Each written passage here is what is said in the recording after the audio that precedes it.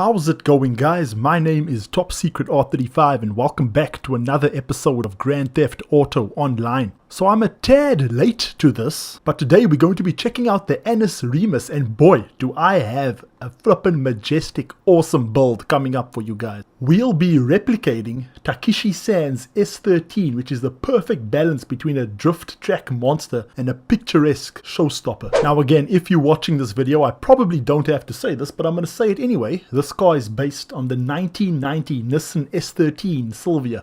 Flippin' popular JDM beast. And thankfully, it seems like I accidentally somehow got the trade price. I think it happens every time you level up 5 levels from the rep system, which everybody does not like, neither do I. But only 1 million. So after the Remus arrives, I only have 1 more spot left. Can you believe it? I'm so proud of myself. I actually flippin' made 8 videos already on this new update. So even someone who is a fan of cars, the S13 can be flippin' difficult to keep track of. There's so many different models and different names for when it was sold and different body styles. I did find an awesome Car Throttle article that explains all the different styles, trim levels, special editions, etc. I'm going to leave that in the description and you guys better check it out and get up to speed with the S chassis. So the S13 that we're about to get, powered by the popular SR20 DET, 205 horsepower. So side note, while we wait for this car to arrive, I really want to change the inside of my garage, but I have a feeling that if I do it, I'm just gonna regret it like straight away. But I really enjoy this style over here, you see, because you park the car over there and then it looks like it's going into the road. I mean, how cool is that? But I really enjoy this dark anyway. But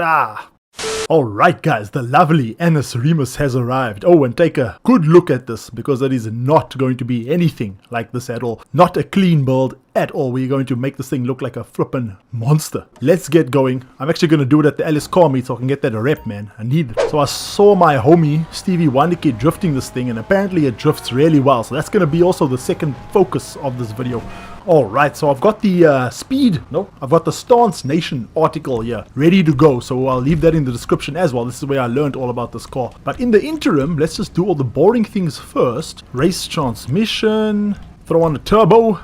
Alright, boring things have been done, so it's time to do the more exciting things. So let me just take a good look at these photos. So it seems that the trim is not necessary. Let's get rid of that. And then in terms of the front bumper, we need something with a huge splitter on it. Ooh, there we go. Perfect. And then hopefully we can remove this rear bumper and put a splitter on, and this looks exactly like the real car. And then, like everything else in this update, we have the option to put all these cool little engine things on. I just like to put the pod filters and a carbon take, valve covers, red exposed vernier pulleys look sick, and then the carbon strut brace. So you can't actually see his intercooler, it's kind of hidden away, but I'm assuming that this huge thing over here looks freaking awesome. Let's do it. So I've already seen on the internet that this thing has some crazy exhaust options. That we don't need any of that. The real car only has one single exhaust out the left, but we actually can't get that. So that kind of sucks, but yeah, I'm actually looking to just leave it stock. Now his car does have the complete Rocket Bunny kit on it, so hopefully we have something like that. So for some reason I can only change the fronts. How am I going to change the rears if the rears are under a different freaking option? So hopefully we can fix this. Oh, that's weird, but it looks like the front like actually just stays there. That's real strange, but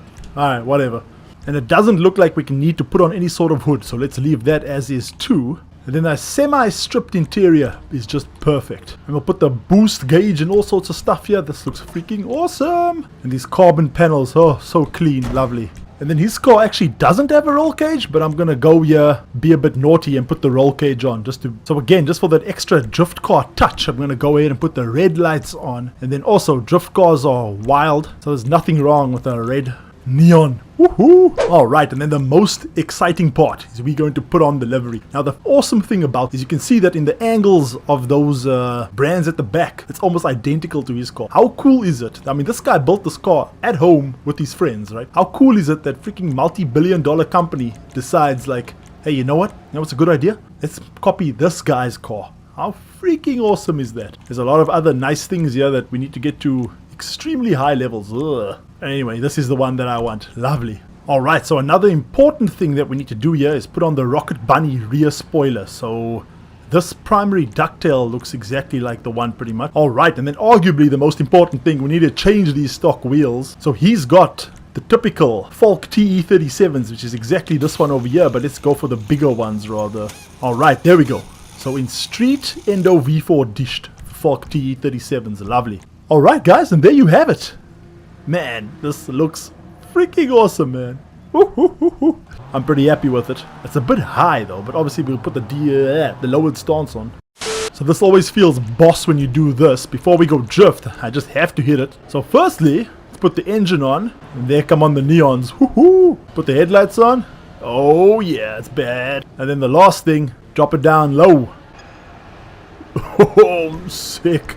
Woo-hoo-hoo. What a great looking car, man. Oh man, this thing just feels like a drift missile, man. Look at the inside of this thing. Woo! Gives you that fighter jet feeling, you know what I mean? Alright, so the goal is one clean lap. Let's see if it's possible. So again, I gotta take my own advice that I gave with my AE86 video. You gotta be really gentle when it comes to the inputs. Alright, swing this corner here. Oh, okay. Not too bad. Oh yes, this one is looking good. Oh, that was almost perfect. Ah, got too ambitious. Alright, here we go, here we go. A little bit of Scandinavian flick. Hard on the accelerator. Oh yes, that is lovely. I don't think it'd get better than this, guys. Woohoo! You see, you're just nice and gentle with it, and you just keep that speed up, and you keep the wheels spinning. Anything is possible. Keeping that perfect balance between oversteer and moving forwards is extremely important. So here's this little dock section that I found when I was making my how to drift tutorial video. So I like to swing this corner here. Nice and easy. Then go back around. Oh goodness, well, go around this thing over here, kind of. Come around these containers. Oh man, this thing just slides out so much. There we go, that's a bit neater. Sweet. Transition. Okay, kind of lost it there a little bit. But at least the car is still sliding. Come on, come on, come on. There we go, that's a bit better, guys. Whoa, whoa, whoa, watch out for the piping. Yes, yes, yes, yes, yes. Come on, come on, come on. Woo! Kind of lost it on the end there, but not bad at all. Alright, one more time, one more time. Finally, a good entry. Woo! My word, I've been waiting for that for long. Oh, and I go screw it up straight away.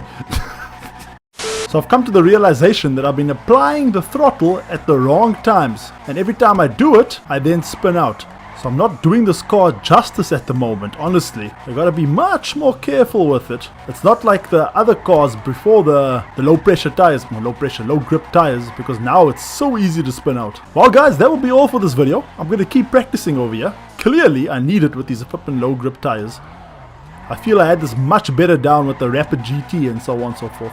Hope you guys enjoyed the video. I hope you like this car. Maybe you can recreate it as well if you want. Don't forget to check out the links that I left in the description. We'll give you all the information on the S13 and on Takeshi Mine's actual car that I've recreated over here. Hey, hold up. This is actually a good run. Is it? Is it a good run? Nope, it's not. I'll see you guys in the next one. Peace.